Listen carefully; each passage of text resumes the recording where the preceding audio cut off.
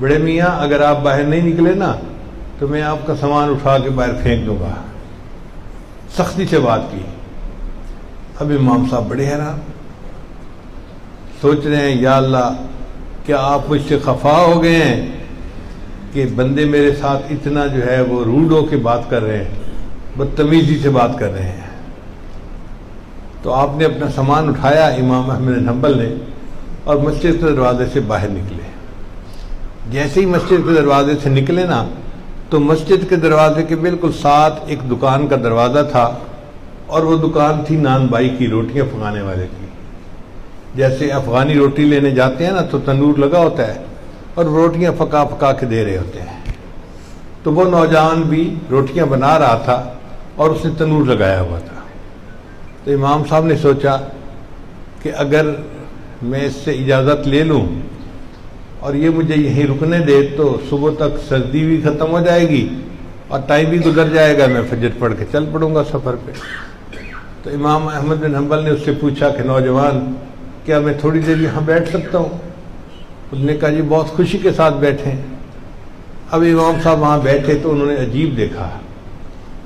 وہ نوجوان لڑکا آٹے کا پیڑا بناتا تو استغفر اللہ پڑھتا، پھر روٹی بناتا تو استغفر اللہ، پھر روٹی تنور میں لگاتا تو استغفر اللہ پڑھتا، پھر جب پکوی روٹی باہر نکالتا تو پھر استغفر اللہ پڑھتا. 1 گھنٹہ امام صاحب بیٹھے رہے اور اس نوجوان کو دیکھتے رہے کہ وہ ہر قدم پہ استغفار استغفار استغفار پڑھ رہا ہے. تو امام صاحب نے اس کی طرف مسکرا کے دیکھا. نوجوان نے پوچھا بڑے میاں مسکرا کے کیوں دیکھ رہے ہیں؟ فرمایا کہ بھائی تو کتنا خوش نصیب ہے کہ پیڑا بناتا ہے تو استغفار پڑھتا ہے، روٹی بناتا ہے استغفار پڑھتا ہے، روٹی تنور میں لگاتا ہے تو استغفار پڑھتا ہے، جب پک کے روٹی نکلتی ہے تو استغفار پڑھتا ہے، اور 1 گھنٹے سے میں دیکھ رہا ہوں کہ تم مستقل استغفار پڑھتا ہی جا رہا ہے. اس نے کہا جی میں تو ہر وقت استغفار پڑھتا رہتا ہوں. تو امام صاحب نے اس سے پوچھا کہ بتاؤ استغفار کا تو نے کیا فائدہ دیکھا؟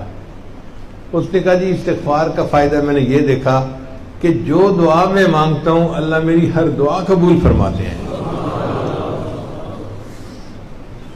امام صاحب نے پھر پوچھا کہ واقعی تمہاری ہر دعا قبول ہوئی؟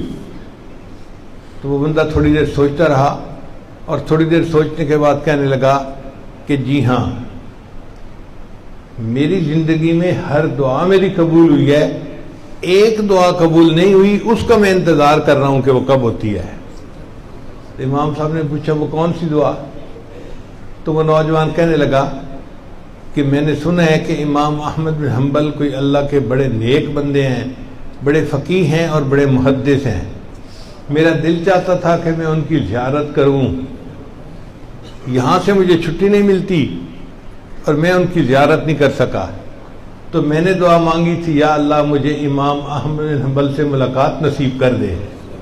یہ وہ دعا ہے کہ جس کے قبولیت کا انتظار میں ہوں، اس کے سوا ہر دعا میری قبول ہوئی ہے.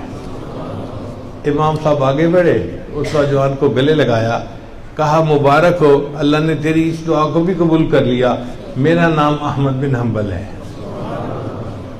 تو استغفار کی کثرت کرنے سے انسان مستجاب الدعوات بن جاتا ہے.